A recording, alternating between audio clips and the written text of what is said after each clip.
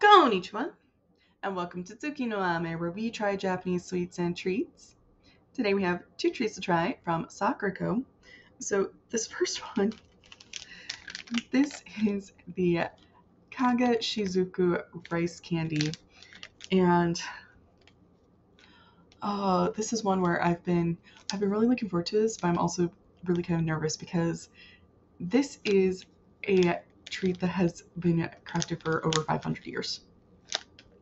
It is a rice candy that has this particular type of pears kneaded into it.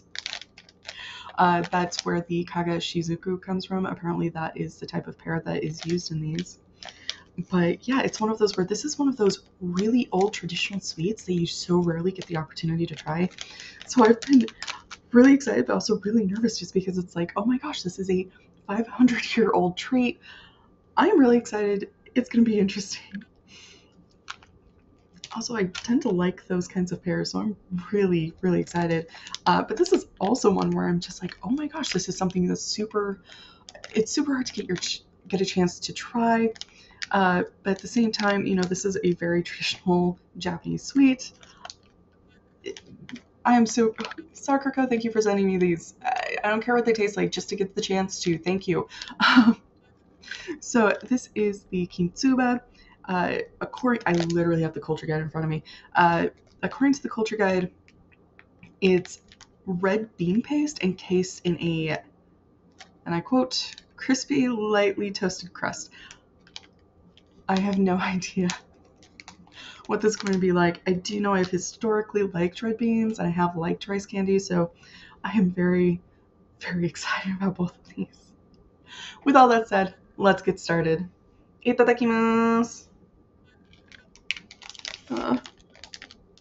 Okay, is there a way for me to sorta, it's not gonna be perfect, but at least I don't have to tear the sticker. Yes, I will always be like this. No, I will never change. Sorry. Oh, okay. They are not giving me... A while ago my scissors walked away and they haven't walked back. There we go. I know, I need to take care of it. It will happen eventually. And it's just like this giant shard.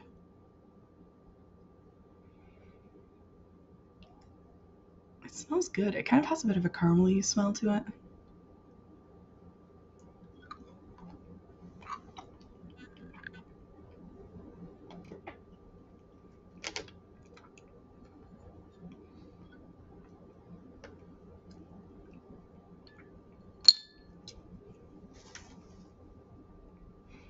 That's really interesting. It's good. It's sweet, but it's not too sweet, and there's something to it. I wasn't getting a lot of the pear flavor, but I don't know. There's kind of this like roasted grain flavor to it. If you've ever had something like pear or postum, it was kind of hitting some similar notes to that for me. It is really, really good. Like I said, not super sweet, but it is sweet. It is one you'd have to be careful with, just because I think those edges would get very sharp as you continue to eat it. Really good though. It didn't get any of like the tacky texture that a lot of hard candies do after you've had them in your mouth for a while. That is really cool. That is really, I don't know that I've really had a hard candy quite like it. I like that a lot. Sakura, thank you. Thank you for the chance to try that. That's really cool. I can see why it survived for 500 years. That is really interesting. So moving on to our Kintsuba. I'm gonna have to, there we go. It doesn't really have a lot of scent. Oh, it's wrapped further inside the wrapper. So it's got twice the normal amount of wrapping. which honestly, if it gets it here intact and safe to eat, then I am perfectly happy to do 2 layers of wrapping. Okay.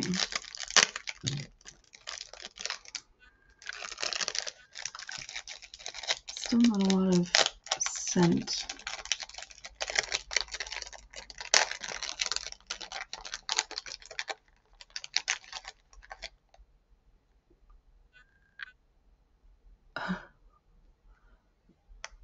This is going to be interesting.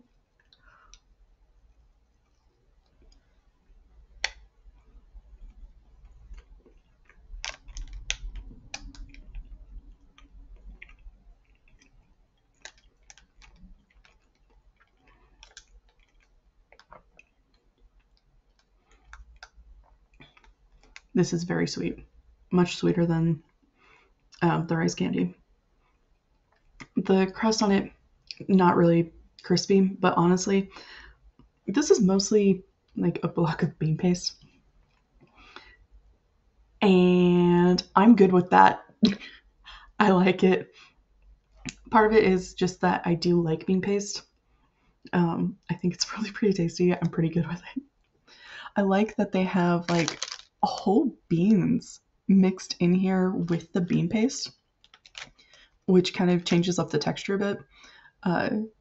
Yeah, it's definitely different and unusual. It's kind of weird, but I like it a lot.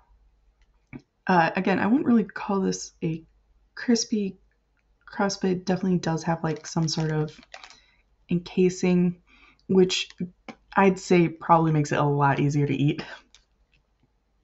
But the star is really this bean paste, which is so good. Oh, that is amazing. Soccer Co, thank you for sending me that one too. Both of these are definitely, if you get the chance to try them, I mean, if nothing else, just the fact that these are sweets with such a long history, I think it's worth to try at least once, just to be able to kind of experience that. These are treats that have survived for so many, especially, this rice candy has survived for 5 centuries. And it's interesting to be able to try and experience it and be able to see why it's been able to have the staying power it has. Coach Sazama. So to recap, we did our Kaga Shizuku rice candy, which isn't super sweet, but it is a sweet kind of with some of those darker, earthier notes.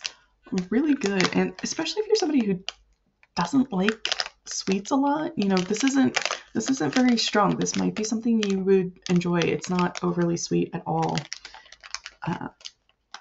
Very mild on that. We also tried the Kintsuba, and this is extremely sweet, much sweeter than the rice candy.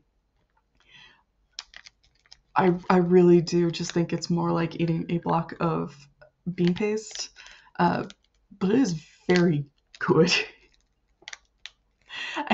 and I can really see why. I've always kind of liked bean paste. I could always kind of understand this, but the Kintsuba really kind of makes it clear why it is that bean paste and red beans show up so much in Japanese traditional sweets. They are really good, really tasty. Definitely recommend. Well, thank you so much for joining me today. If you like my shirt, the link for that is down in the description below. And please don't forget to like, comment, share, and subscribe. Jane.